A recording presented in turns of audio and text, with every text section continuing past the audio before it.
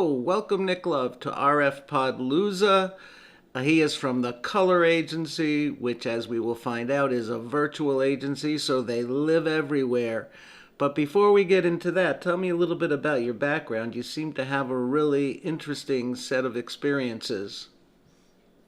Yeah, first and foremost, I'm really appreciative for the opportunity to join you today. And certainly we're shaped by the experiences that we have in life. And Sure.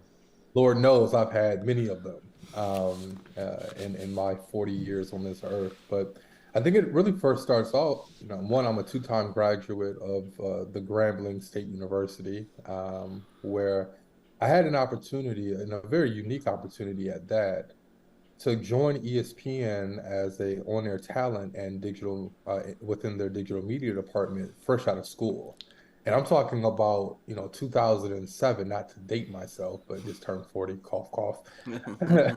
But had an opportunity to join ESPN's digital media department as social media was really on the boom, as episodic series and online content were really being developed, and really was a part of a very unique team to create exclusive content on ESPN's mobile devices, ESPN.com, ESPN 360, before creating online content became a real thing. Sure. And was really able to kind of take that experience and allow it to influence how I approached my next job. So joined Louisiana Tech as the director of basketball operations within their women's basketball department.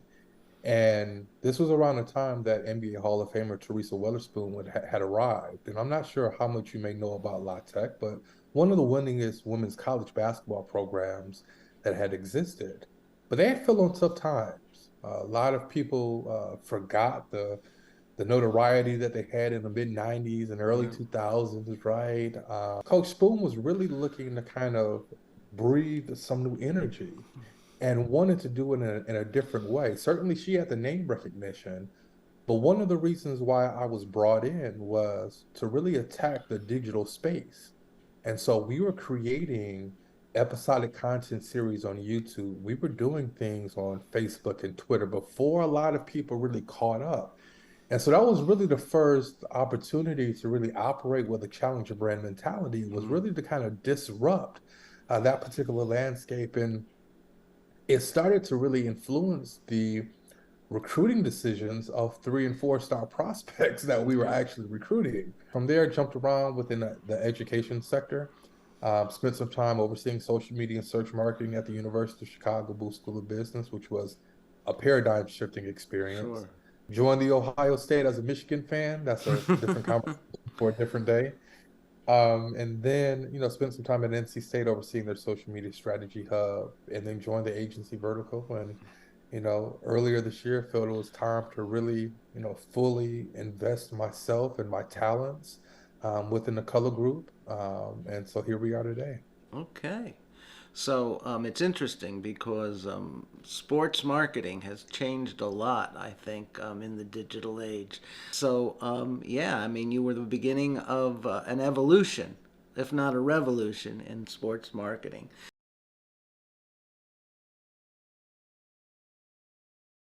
So tell us about color. Tell us what's behind the name. It's KULUR.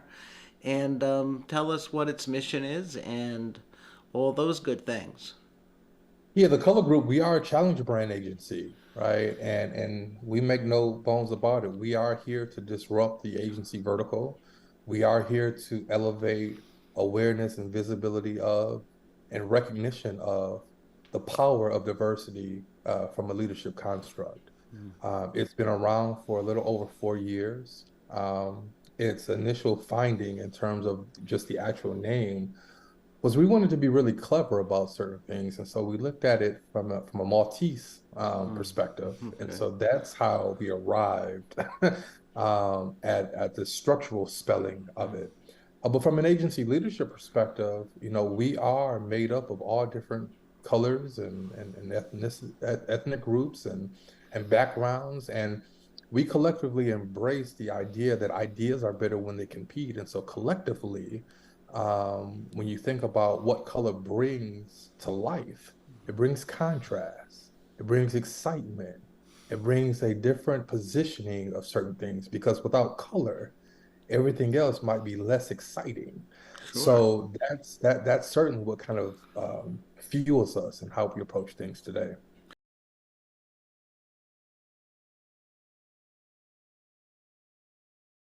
Now, dealing with challenger brands seems to be at the core of your of colors persona, for lack of a better term.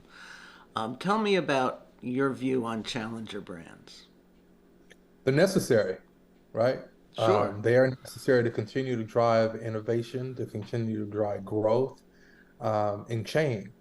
The world that we live on, or that we live in, excuse me, is really powered by challenger brand principles, right? Sure. Disruption, authenticity, growth, acceleration. And so when we're looking at, prospective partners, I don't want to classify people as clients, but partners because Sure. we're more interested in strategic partnerships. We need to understand what is the appetite to continuously innovate and drive growth. Because one thing that we pride ourselves on is being allergic to the plateau, right? Sure. And that doesn't necessarily mean that you can't be the market leader and we don't work with you, right? So Yeah.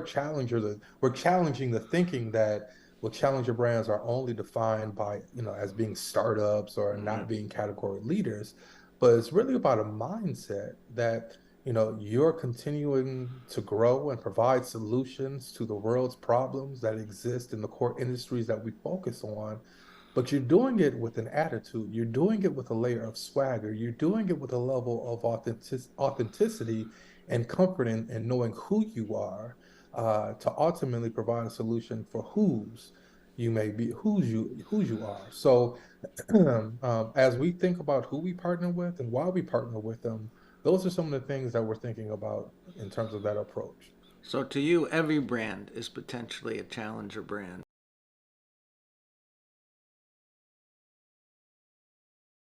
So let's talk a little bit about virtuality, which is there's a lot of virtual agencies out there today, although some won't admit it.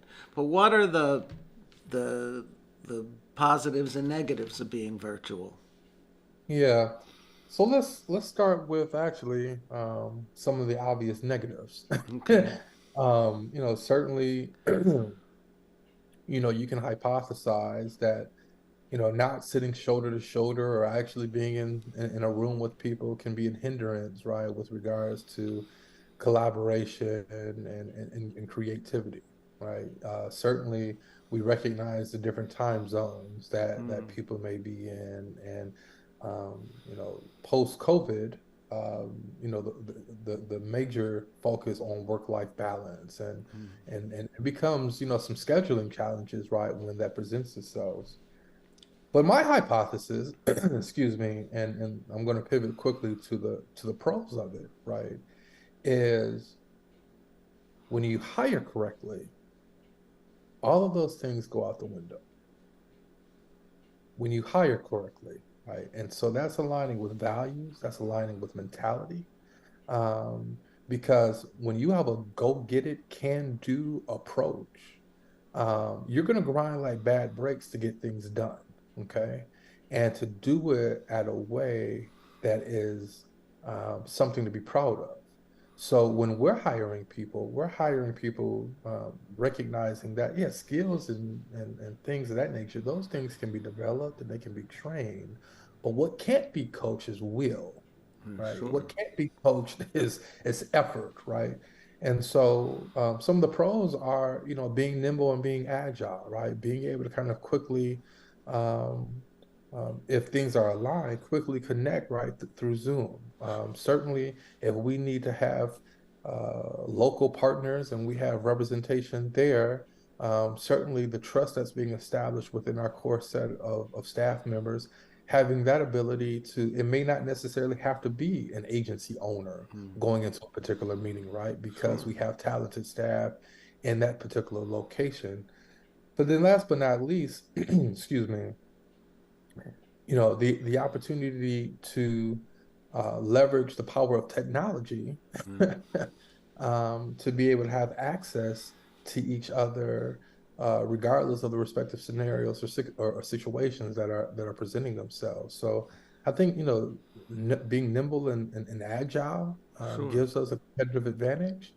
And certainly if we need to get into a room, we'll make it happen as well.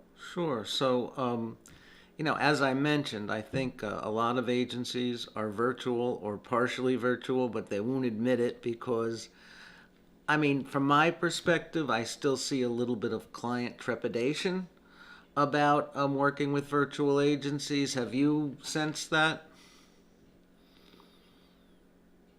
A little bit, but I would say in a true challenger fashion, I'm quick to ask why. Yeah, good question. I'm Good quick to ask question. why, right? Because if it's not impacting our ability to meet the respective objective, then what are Mm. you evaluating us on?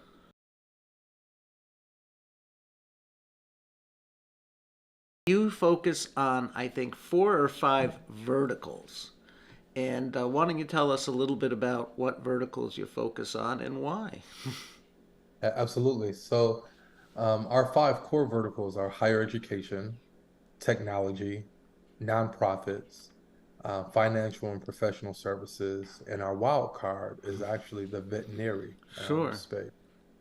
Certainly, as we were trying to zero in on the core industries that we wanted to focus on, there were a few things that led us to these things. One, or these particular selections.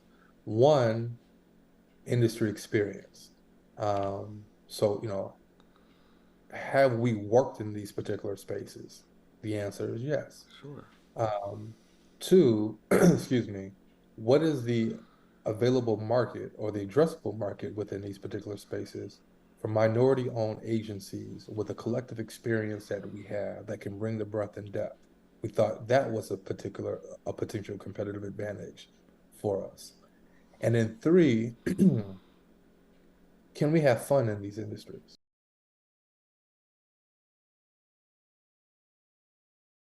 I'm interested because at RF Palooza, probably about a third of our RFPs are higher education. It seems to be a very competitive market, and you basically not started in it, but it was early in your career. You cut your teeth. So tell us a little bit about how you see the educational market and how it's changing, and some of the challenges and issues. Yeah, I think like many other markets, excuse me, the emphasis on segmentation, personalization, and customization, right, are really rising to the forefront. When you think about the last 3 years and what this country and country, I'm saying the USA has really been faced with, is really, excuse me, it's really been a large civil rights discussion on um, equity, inclusion, and certainly diversity and Sure, belonging.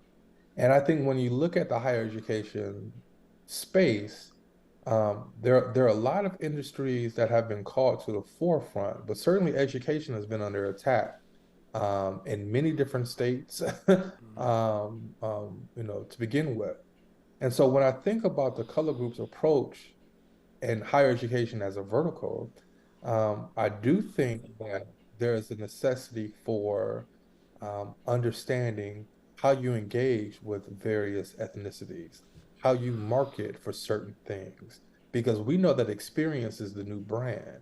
And certainly reputation drives relationships, which ultimately influences revenue, right? sure. But all of it started by community. Yeah. And so what I think has not happened very effectively, at least within the higher education landscape, is really how are you segmenting your respective messaging so that it resonates with various audiences who might be facing different challenges or conflicts that ultimately positions not only your academic experience, right, as a pathway for um, a better quality of life, but ultimately deepens affinity, right, for that student or family to join you on a continuum. Well, well, I guess before the pandemic they existed, but during and after the pandemic, we saw, I think, an explosion of online universities. How has that affected the marketing side of the education? Yeah, I think it's made it even more competitive, right? Sure. Because, certainly, one education, a degree has been under attack for quite some time, right? You hear a lot of people talk about the demographic decline, right, with regards to the value of trades or certificates Yeah. vis-a-vis actual degrees, so forth and so on. And so when you think about online education, particularly these e-schools Yeah. that, a lot of large institutions are standing up, that's playing into more of the certificate focus vis-a-vis the actual 4-year degree Mm. focus. It's really, expanding the playing field. And certainly, um, the internet is a competitive space, Without a right? doubt. Without a Right. doubt. So certainly, one's ability to understand and drive with point of differentiation in an online environment is going to be fundamentally different from how they talk about what the experience is in the physical environment. Well, they're sort of doing the same thing our industry is doing, going virtual.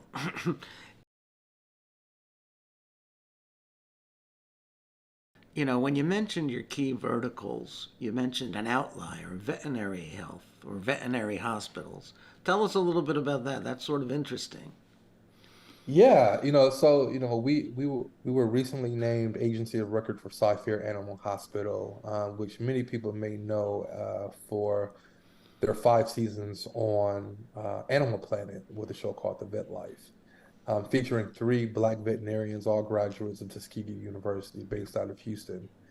And, certainly if you would have asked me 17 years ago, or if you would have said to my mom, well, Nick is going to be helping to market a veterinary space, she would have looked at you like you're crazy. But my how times have changed. It's a unique industry because it's something that um, uh, animal owners or pet owners or family owners, right, certainly have a deep affinity and love Well, a towards. lot of people take their pet to the vet before they'll go to the doctor. So, for whatever's ailing them. So, Exactly. no, and I've been through it as many people have. So, we all know about that.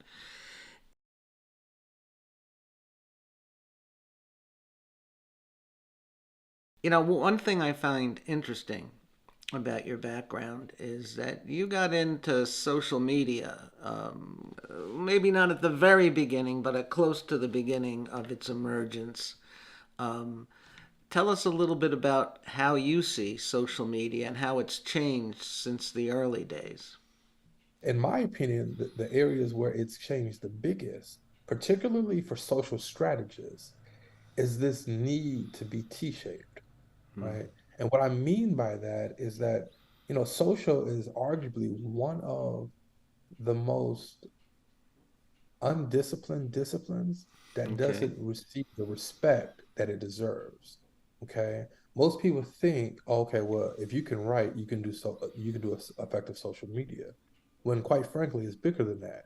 You have to understand channel rationalization. You have to understand community management. You have to understand user experience, advertising, social listening, right? Social governance, so forth and so on.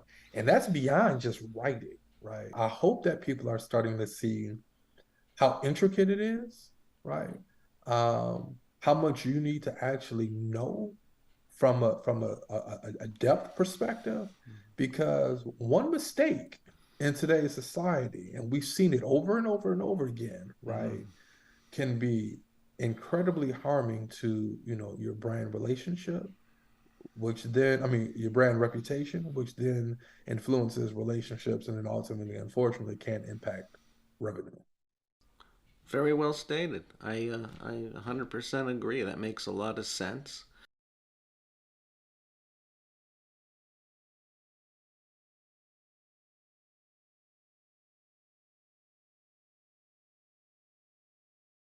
So we're going to switch directions for a minute here.